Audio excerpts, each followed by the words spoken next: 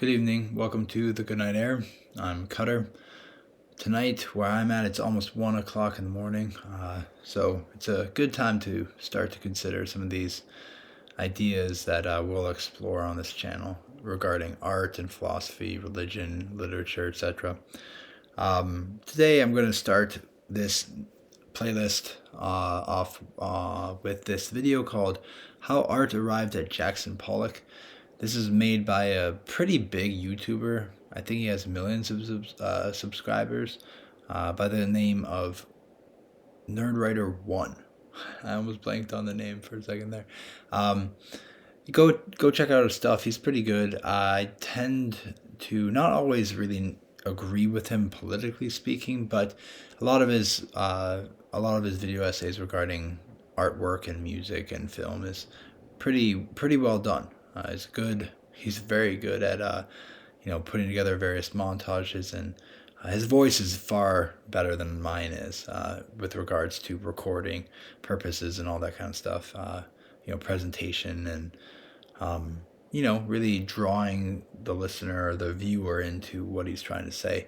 So I have used this video before. This is not a reaction to a video I've not seen. I've used it for a couple of my classes. I teach what is now called modern literature, or is becoming modern literature. It's transitioning from world lit into modernity. But I used it to kind of provide a visual explanation for students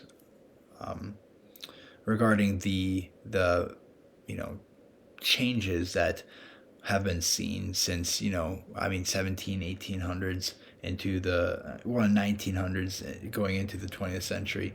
The changes in the art world, and we're talking about art as in painting specifically for this video. And I've had pretty good responses from it. I've checked with the students that they generally appreciate these things. I teach literature, and sometimes it's a good break to provide a visual representation of certain concepts as opposed to just talking about the text all the time. Okay, so that being said, I'm already almost 3 minutes into this video without actually showing anything. So it's only about 7 minutes long. Let's dive into this and let the Nerdwriter1 speak for himself. So hopefully you enjoy this, and I do feel like this is a good foundation, a good way to frame the rest of the videos I'll upload to this playlist regarding art and aesthetic in general. So all right, here we go.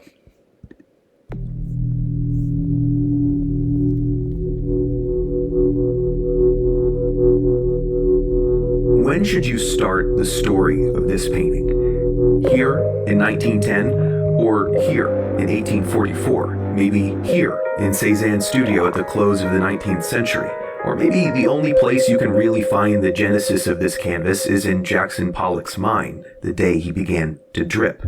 I'm drawn to ask these questions because this painting, 1 number 13, 1950, is the only abstract work of art that has ever floored me in person. As soon as my eyes caught it, it made me feel something. I don't know that I could describe the feeling, but I didn't have to go searching for it either, a problem I often have with non-figurative paintings where I'm standing in front of a canvas trying to figure out the reaction I'm having to it, feeling guilty because nothing's coming. I don't think... All right, so just really quickly, I wanted to make a point.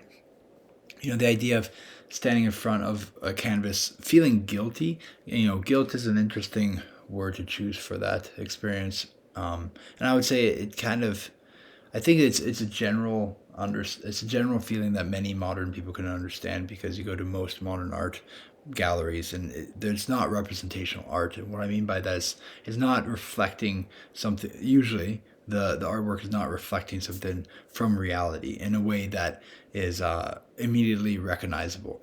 So this example behind me of Jackson Pollock's famous drip paintings.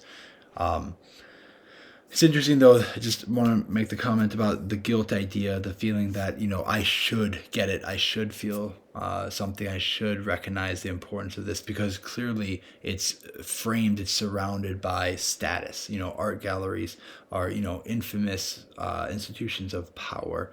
directly or indirectly. It used to be patrons of the arts were, famous people in the church or in the West in particular, or of, noble families or, monarchs, these kinds of things.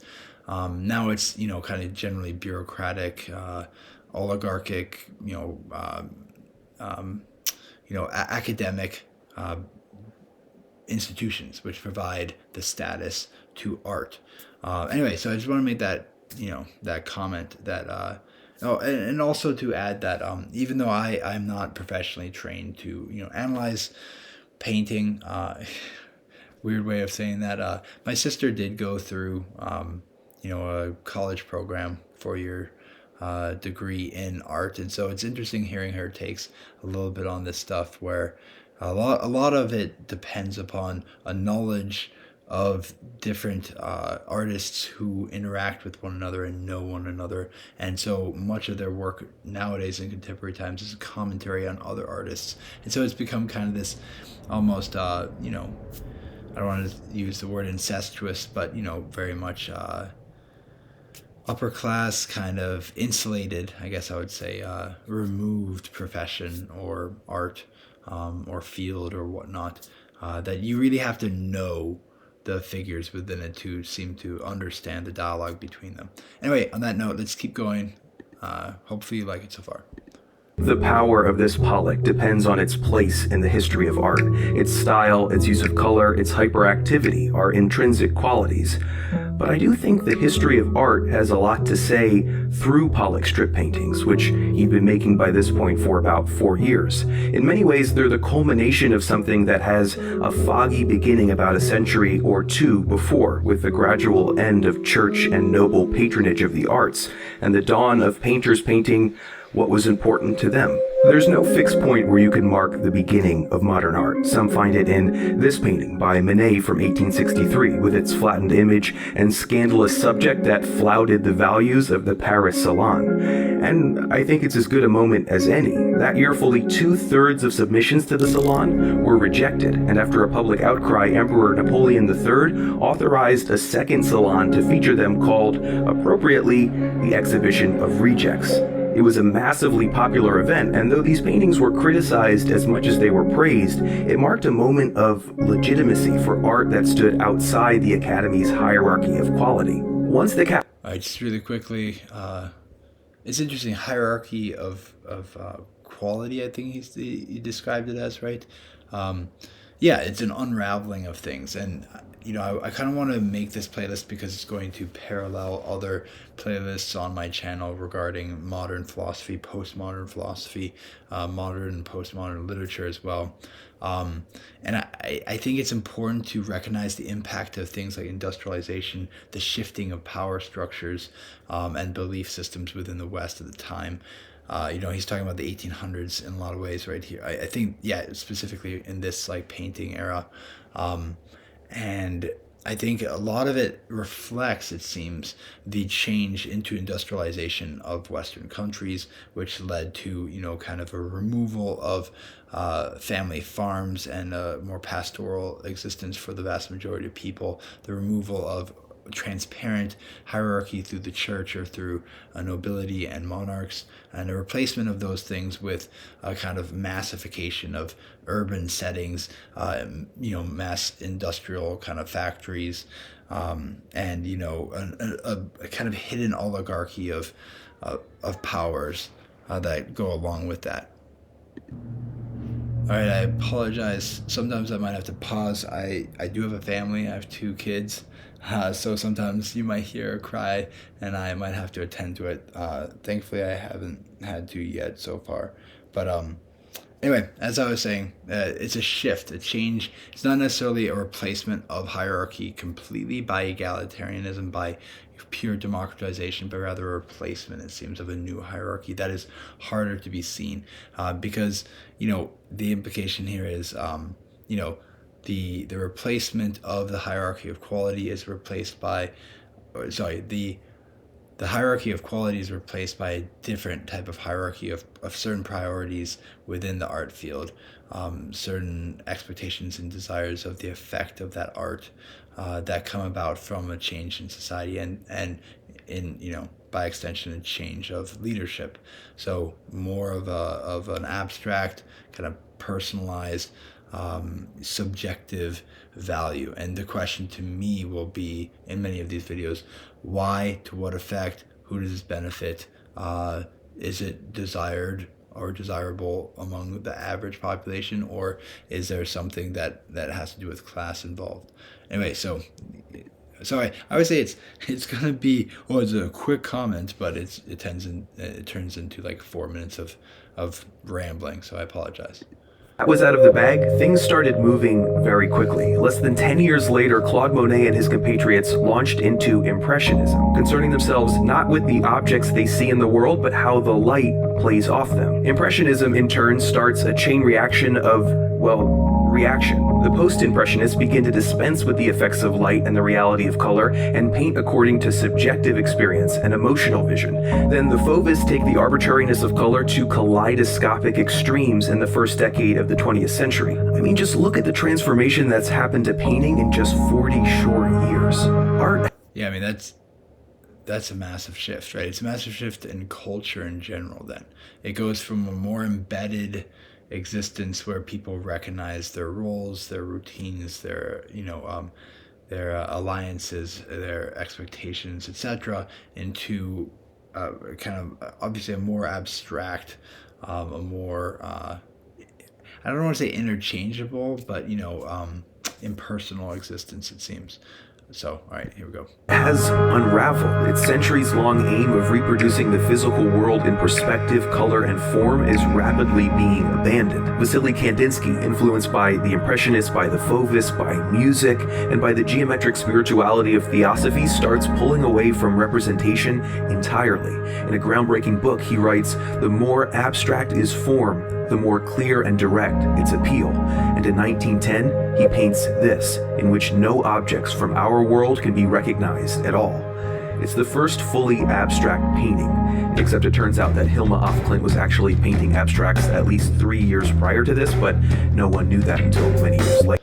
All right, so I just want to say, Meanwhile, Pablo Picasso and Georges that comment, I think, alludes to the new hierarchy that was established. He says Kandinsky did these abstract forms, but really, Klint. I know her work. I don't remember her name. Helma, you said something on that. She did it before him. So something's changed. In the past, in the centuries before, it mattered about technique and skill presented to patrons who paid for your work. In the current era, it seems more predicated on status and power and wealth. It seems, in the art world at least, to be predicated on originality, on vivaciousness, on experimentation, etc. And that seems to, at least, based on that brief comment and what I know of the art field as well as literature in modern times, it seems like, kind of like in academia, you want to be publishing constantly in order to justify your existence as a professor. So I think it's just a replacement then, right? It's not about, I painted this realistic painting which portrays the king and all that the king represents of Spain or something like that, right? Instead it's, I painted pure abstraction, and I was the one who did it first, right? Everyone else is imitating me, and therefore I get some amount of acknowledgement as being, the originator of this. So anyway, let's hear what he's saying about Picasso then. Braque were shaking up painting in their own way by formalizing Cézanne's experiments with multiple perspectives into cubism. The Cubists used geometry to show reality from many angles simultaneously. Kandinsky takes inspiration from this, but is more interested in abstracting geometry from its representational source. The sparks that fly from these investigations create several other movements: Futurism in Italy, to style in the Netherlands, Suprematism, then Constructivism in Russia, Dada in Switzerland, and eventually Surrealism in the 1920s and 1930s. A key aspect of the Surrealist Manifesto is the focus on automatic creation, writing or speaking without forethought as a way to access the unconscious mind. Painters like André Masson applied this to the visual arts, letting ink run free across paper, creating fluid, dreamlike drawings prefiguring the work of Jackson Pollock. As World War II ravaged Europe, several of the Surrealists and other European artists escaped to New New York City and began to mix with a new school of American painters. The Americans synthesized and reacted to all the various European styles. The abstract expressionists, as they were called, made work that was deeply personal, formally inventive, and confrontational. Exiled surrealist Wolfgang Paulin put it best: paintings no longer represent. Today it has become the role of the painting to look at the spectator and ask him, what do you represent? Pollock's strip paintings push abstraction to its furthest limit. Even so, my apologies, but I just want to make a comment that I do think that a lot of these paintings, they hold many of the same assumptions about the world. The idea of one of the previous quotes, I don't know if it was from Kandinsky or someone else, was saying, the more abstract is form, the more clear its effect, or something along those lines. Or the Surrealist Manifesto, which I have actually read large parts of, if not the whole thing. Don't ask me why. Very interested in art for some reason, even though I'm generally not a very good artist myself. But in the Surrealist Art Manifesto, it kind of makes the point of focusing on what in literature at least is what's the word for it? Stream of consciousness. And this is like the beatniks, which I'll make a video on eventually for literature and a different playlist. But it's spontaneously coming up with ideas and putting them down on the page or on the mural or the canvas or whatnot. And I would say the interesting thing is it seems almost like Platonic, this idea of there exist forms that we don't actually recognize because of the expectations and assumptions placed within our minds by civilization, which is more of like a Rousseauian idea, I guess you could say. And that we have to strip away those things in order to find what is true. But all those things still assume categories such as true and untrue, subconscious, the conscious, etc. Regardless of whether you want to dive into Carl Jung or whatnot. It seems like even though on the surface they're spattering these things out, almost arbitrarily, the assumption is that underneath everything there is a cohesiveness that they're relying upon. So, all right, let's finish this thing up. In Kandinsky, lines still bound recognizable shapes. In Pollock, there are no shapes, no suggestions to grab onto. The line itself, dancing across the canvas, is set free, containing nothing, separating nothing. There is no inside, no outside, nowhere for your eyes to rest. All that remains is energy, wild emotional energy that peers into you, not the other way around. I think that's why I reacted so strongly to this painting in person. I could feel it looking at me. Like I said before, these drip paintings have intrinsic value, but I also think they speak to something deep in human nature, that we are obsessive. In the same way that we won't stop until we're flying among the stars, it took less than 100 years for this to become this.